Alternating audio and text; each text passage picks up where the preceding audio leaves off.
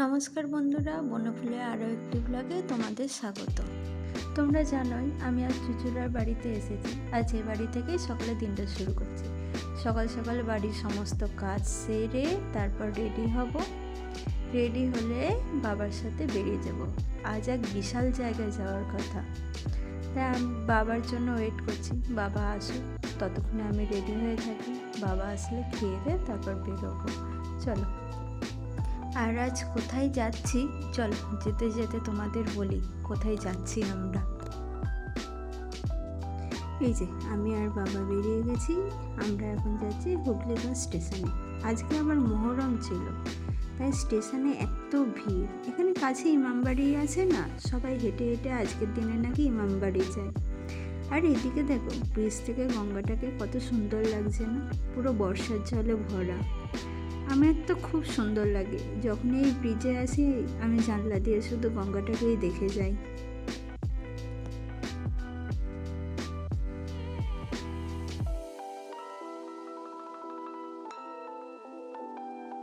আমরা এখন বিধাননগর স্টেশন থেকে নেমে বেরিয়ে অটোতে উঠে গেছি।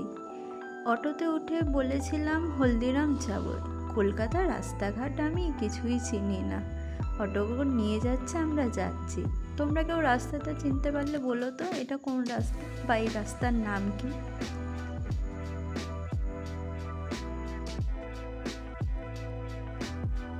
আজকে আমাদের ডেস্টিনেশন রেনেসাস হসপিটাল।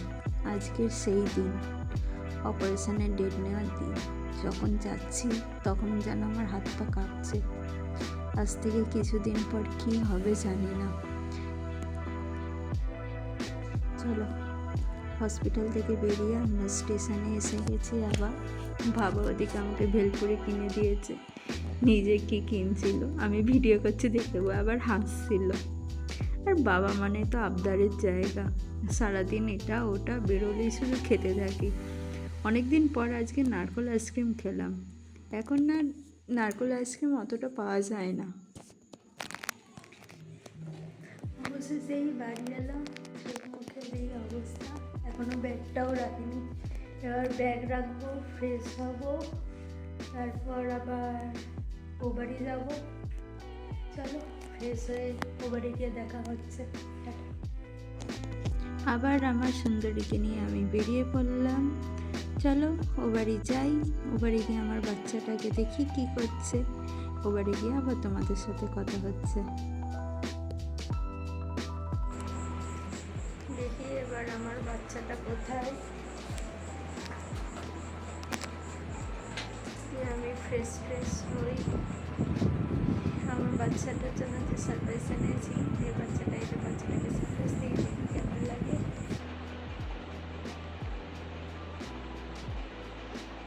হাই বাচ্চা। হ্যালো। চান হলো? হ্যাঁ, ফাইনালি হলো। গরম থেকে মুক্তি পাওয়া গেল। তারপর কালকে আমাকে ছাড়া সারাদিনটা কেমন কাটলো?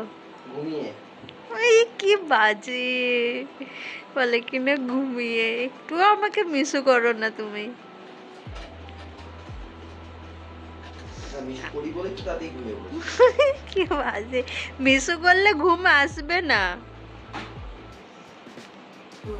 আমি যে তোমাকে মিসও করে তোমার জন্য একটা গিফট আনলাম, সেটা বলো কি গিফট আনতে পারি। ওই যে আসো, না আসলে কোথা দিয়ে দেবো। ওই দেখো। এটা? হ্যাঁ। আবার সানগ্লাস কিনেছো? তুমি তো গেস তো করতে পারোনি যে কি গিফট এনেছি। আরে বাবা রে, তো ধর্মেন্দ্র আমলের সানগ্লাস। চলো খুলি দেখি। তোমার আগের সানগ্লাসটা ভেঙে গেছিল না, ওটার মতন সেম পাইনি, তবে কিছুটা কাছাকাছি। এটা পুরো অপারেশন করবো, ভালো লাগবে। কেমন লাগছে? আমি নিজেই দেখতে পাচ্ছি না, কি জানো আমি নাকি দেখি। বাহ, সুন্দর। ভালো হয়েছে? পছন্দ হয়েছে? ভালো হয়েছে, খুব সুন্দর হয়েছে। সানগ্লাস রাখার তো একটা র‍্যাক করতে হবে আলাদা করে। খুব টাফ। আর তুমি যদি এখন আমার সানগ্লাস পাগলু বড় হও তা আর কি করা যাবে। সেটাই। আর আমারটা দেখো তোমারটা তো সেই কি আশা বসলে পড়তো। ভুল করে দিয়ে দিয়েছে না, ভালো হয়েছে। বাহ, আমার তো ভালো লাগছে। এক্সচেঞ্জ করে নাও না, অসুবিধা কি আছে?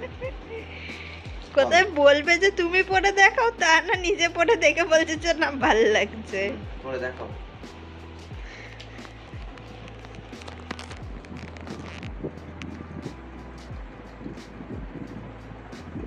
দেখো বলো কেমন লাগছে। হ্যাঁ, পুরো মমতাজ। না, ভালো লাগছে, ভালো লাগছে। দেখেছেন কেন একে আমি সানগ্লাস পাগলু বললাম? সানগ্লাস পেয়েই সঙ্গে সঙ্গে সব কটা সানগ্লাস নিয়ে বসে গেছে গোছাতে। চলুন আজকের ভিডিওটা তাহলে এখানেই শেষ করছি। সবাই ভালো থাকবেন, খুব সুস্থ থাকবেন। সবাইকে খুব শুভরাত্রি।